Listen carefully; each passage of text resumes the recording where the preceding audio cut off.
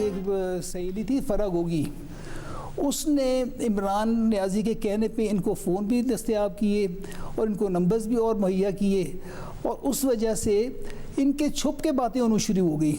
उस पर मुझे एतराज़ हुआ करता था कि जब मैं फ़ोन करता हूँ बाहर से कहीं तो आपका फ़ोन बजता है तो आपका फ़ोन अटेंड नहीं होता, क्योंकि मैं उस कराची में मेरी पोस्टिंग दी, फिर मैं पाकपनशिप ज़्यादा रहा, तो मैंने वहाँ से नौकर के बाहर से फ़ोन पे अंदर भेजता था कि यार अंदर पता करो फ़ोन क्यों नहीं सुन रही। उससे पता लगता कि ये साहब वहाँ पे तशरीफ़ फरमाएँ। एक दिन बल्कि मैंने अगर फ़ोन किया तो मैंने फ़ोन नौकर से पूछा कि फ़ोन क्यों नहीं अंदर अटेंड हो रहा। उन्होंने कहा जी अंदर आए बैठे खान साहब। मैं कहा फ़ोन अंदर लेके जाओ। फ़ोन अंदर लेके जब गया तो मैंने बुशा भी पिंकी को भी डांटा कि ये क्या तरीका है, कम अज़ कम मुझे बता तो दिया करो उसने आना है या कुछ देर के लिए या 1 घंटा 2 घंटे जो भी है, मेरी कम अज़ कम मुझे पता तो। उसके बाद मैंने फ़ोन इसको पकड़ाया उसने, तो इसको मैंने जज्बात में आके यकीन करें कि मेरे से बहुत ज़्यादा तलखलामी भी हुई। अगर कोई गैरतमंद आदमी होता तो वो समझ जाता। और फिर उसी नौकर को मैंने कहा कि इसको घर से निकालो, उसने घर से भी निकाला। इमरान खान ने पीरी मुरीदी की आड़ में मेरा हंसता बसता घर उजाड़ दिया। वो मेरी मर्जी के बगैर मेरे घर आता था। पिंकी की उससे मुलाकातों पर मैं नाराज था।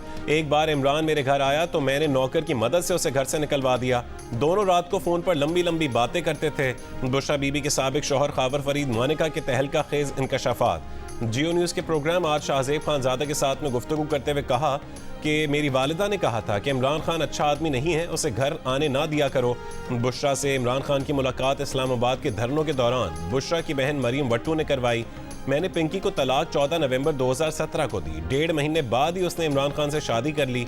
पिंकी की शादी का मुझे और मेरे बच्चों को इल्म ही नहीं था, इसलिए जियो और द न्यूज़ ने जब शादी की खबर ब्रेक की तो उसकी तरदीद की थी।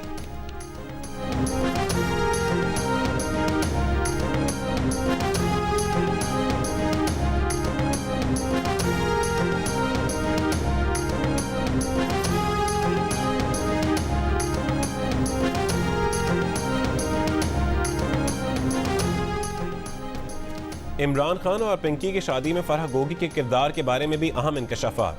खावर मानिका ने कहा कि बुशरा ने उन्हें तलाक की फरमाइश फरह गोगी के मोबाइल फ़ोन के जरिए भिजवाई।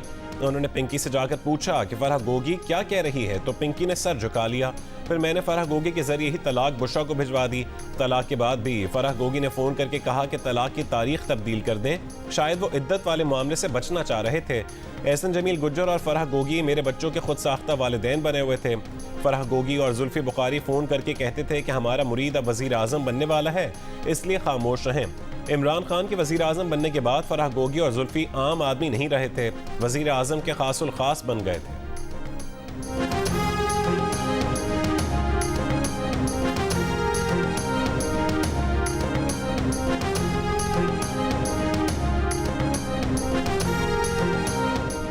अगर पीर मुरीद का रिश्ता तकद्दुस वाला था तो इमरान खान को घर से क्यों निकलवाया? उनकी बाहमी मुलाकातों पर एतराज़ क्यों किया? शाहजेब खानजादे के खावर फरीद मानिका से ताबड़तोड़ सवालात। खावर फरीद मानिका ने कहा कि अगर एक मुरीद मुर्शद के पास आ रहा है तो वो उनकी तो मुर्शद है, मगर मेरी तो बीवी है, मैं तो एतराज़ कर सकता था ना। जुल्फी भी आता था, क्या वो भी मुरीद था? कि किस किस्म का पीर खाना था जहाँ मुरीद की तरबियत दिन के वक्त नहीं सिर्फ रात के वक्त होती थी? शाहजेब खानजादे ने सवाल किया कि आप सिस्टम के बेनिफिशरी बने, आपकी करप्शन के किस्से आम हुए, पाक पतन के अफसरान आपकी मर्जी से तब्दील होते रहे। खावर फरीद मानिका ने कहा कि अफसरान पिंकी, फरह गोगी और एहसन जमील गुज्जर की मर्जी से तब्दील होते थे। शाहजेब ने सवाल किया कि आप बुशरा बीबी को दुनिया की पाक तरीन बीबी क्यों करार देते रहे, उनका दिफा क्यों करते रहे? खावर फरीद मानिका ने जवाब दिया कि पीर और मुरीद का रिश्ता तो तकद्दुस वाला होता है, मुझे क्या मालूम था कि वो शादी कर चुके हैं। शाहजेब ने पूछा कि आपने अपना लाइफ स्टाइल तब्दील कर लिया, बैंक बैलेंस बना लिया, आपके बच्चों ने अपने कारोबार बना लिए। खावर फरीद मानिका ने कहा कि मेरा लाइफ स्टाइल पहले वाला ही है, मेरे दोनों बेटे रुल गए, एक बेटा मूसा बमुश्किल गुजारा करता है, बड़ा बेटा इब्राहिम दुबई में नौकरी करता है।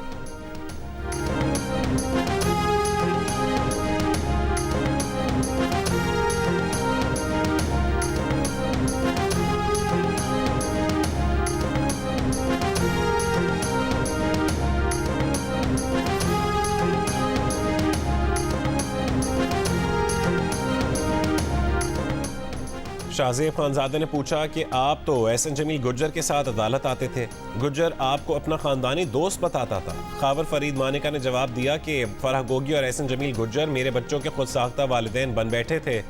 शाहजेब खानजादे ने पूछा कि आपकी बेटी तो PTI में शामिल हो गई थी, एक बेटी की शादी सरकारी प्रोटोकॉल में खाना काबा में हुई। खावर मानिका ने कहा कि माँ से बेटियों का ताल्लुक कम ही टूटता है, लेकिन जिस दिन से पिंकी वजीर आजम की बीवी बनी और उस बेहिस बंदे ने पीरी मुरीदे के चक्कर में मेरा घर बर्बाद किया, मेरे बच्चों ने गालियों के अलावा कुछ नहीं देखा। मेरी छोटी बेटी की उम्र उस वक्त 7-8 साल थी, आज वो 14 साल की है। उससे 4 साल से माँ से बात नहीं की।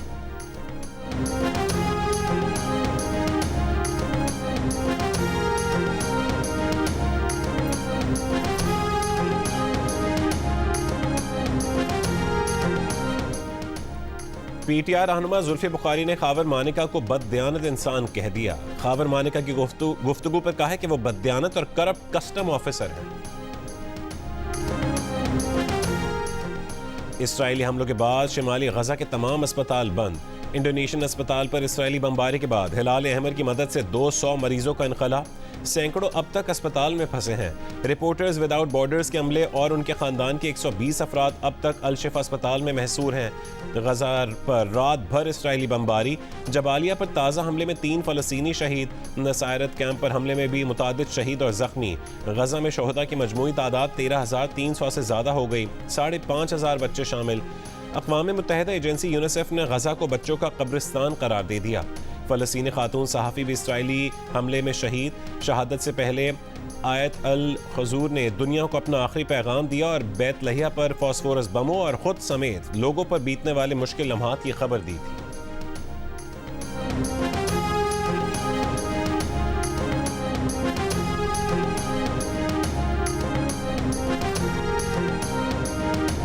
अमरीकी सदर जो बाइडेन ने कहा है कि गजा में यरगमालियों की रिहाई का मुआहदा करीब है। तर्जुमान व्हाइट हाउस ने कहा है कि मुज़ाकरात आखिरी मरहले में हैं और हम पुरुम्मीद हैं। जॉन कर्बी का तफसीलात बताने से इनकार। रेड क्रॉस के सदर की कतर में हमास और इस्लामी जहाद के रहनुमाओं से मुलाकात। इसराइली वज़ीर आज़म ने कहा है कि जब तक मुग़वियों को वापस नहीं लाते लड़ाई बंद नहीं करेंगे।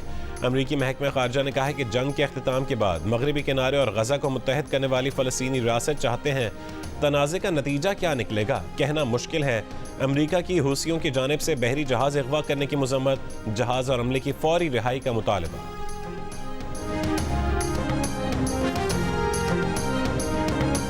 यमन के हूसियों ने इसराइली कार्गो जहाज को कब्जे में लेने की वीडियो जारी कर दी। अंसारुल्लाह के अरकान को हेलीकॉप्टर से उतरते देखा जा सकता है। हूसियों का कहना है कि गैलेक्सी लीडर नामी यह जहाज इसराइल से ताल्लुक रखता है। अमले के 25 अरकान पकड़े गए हैं। लेबनान के हिज़्बुल्लाह का इसराइली बैरिक्स पर मिसाइलों और ड्रोन से हमला। इसराइली अखबार का अड्डे को भारी नुकसान पहुंचने का एतराफ़। आज कराची की फ़ज़ा लाहौर से ज़्यादा ख़राब। आलूदा शहरों की फहरिस्त में कराची का तीसरा, लाहौर का चौथा नंबर। सुबह 7 बजे के बाद लाहौर में पार्टिकुलेट मैटर की तादाद 209 रिकॉर्ड। गुज़िश्ता रोज़ यही तादाद 395 तक पहुँच गई थी। स्मॉग से मुतासर पंजाब के शहरों में मास्क की पाबंदी पर अमल दरामद न होने के बराबर।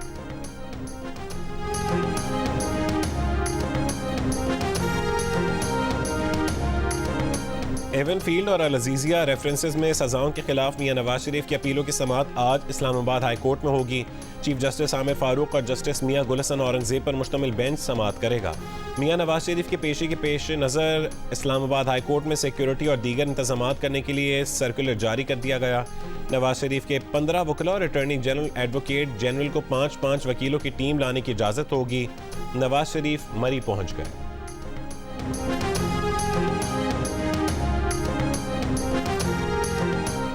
चेयरमैन PTI की साइफर केस में जेल ट्रायल के खिलाफ दरखास्त पर समाअत इस्लामाबाद हाई कोर्ट में आज जारी रहेगी।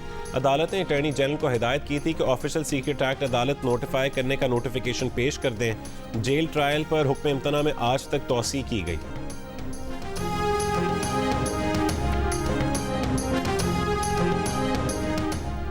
सुप्रीम जुडिशल काउंसिल ने जस्टिस सरदार तारिक मसूद के खिलाफ शिकायत मुत्तफ़िक़ा तौर पर मुस्तरद कर दी। हुक्मनामा जारी। हुक्मनामे में कहा गया कि शिकायत कुनंदा आमना मलिक ने तस्लीम किया उनके जस्टिस सरदार तारिक पर लगाए इल्ज़ामात में सदाकत नहीं। जस्टिस सरदार तारिक के खिलाफ शिकायत बदनीयती पर मबनी है। आमना मलिक सवालात के तसल्ली बख्श जवाबात ना दे सकीं। हुक्मनामे में कहा गया कि जस्टिस सरदार तारिक मसूद के खिलाफ बदनीयती पर मबनी रेफरेंस दायर करने पर आमना मलिक के खिलाफ कार्रवाई का मामला बाद में देखा जाएगा। जस्टिस सरदार तारिक मसूद की दरख्वास्त पर सुप्रीम जुडिशल काउंसिल की कार्रवाई सुप्रीम कोर्ट की वेबसाइट पर अपलोड की जाएगी। इजलास में जस्टिस मज़ाहिर नकवी के खिलाफ शिकायत का भी जायजा। कार्रवाई पर जस्टिस मज़ाहिर के एतराज़ के बाद इजलास आज फिर होगा।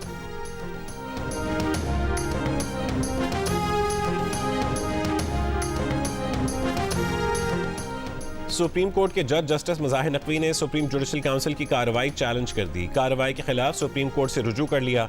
दरखास्त में मौक़िफ़ अपनाया कि टैक्स हुक्काम की जानिब से असासों पर कभी कोई नोटिस नहीं आया। उनके खिलाफ शुरू की गई मुहिम अदलिया की आज़ादी पर हमला है। जुडिशल काउंसिल ने उनके एतराज़ात देखे बगैर आइंदा कार्रवाई का नोटिस भेज दिया। दरखास्त में विफाक, सदर मुमलिकत और सुप्रीम जुडिशल काउंसिल को फरीक बनाया गया है।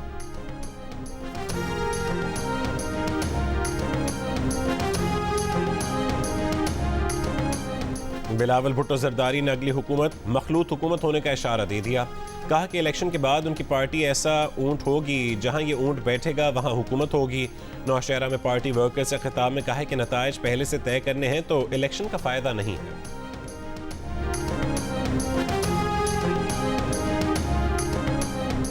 इस्तेहकाम पाकिस्तान पार्टी सिंध के सदर महमूद मौलवी ने कहा है कि कराची में पीटीआई के 32 यूसी चेयरमैन ने आईपीपी की हिमायत का ऐलान कर दिया है। पीटीआई के नाराज यूसी चेयरमैनों ने महमूद मौलवी से मुलाकात की। बिजली 3 रुपये 53 पैसे फी यूनिट मजीद महंगी होने का इम्कान। सेंट्रल पावर परचेजिंग एजेंसी ने बिजली महंगी करने के लिए नेपरा में दरखास्त दायर कर दी। इजाफा अक्टूबर 2023 की माहाना फ्यूल एडजस्टमेंट की मद में मांगा गया है। CPPA की दरखास्त पर नेपरा 29 नवंबर को समाअत करेगा। इजाफे की सूरत में बिजली सार्फिन पर तकरीबन 40 अरब रुपए का बोझ पड़ेगा। बिजली की कीमत में इजाफे का इत्तला के इलेक्ट्रिक के सार्फिन पर नहीं होगा।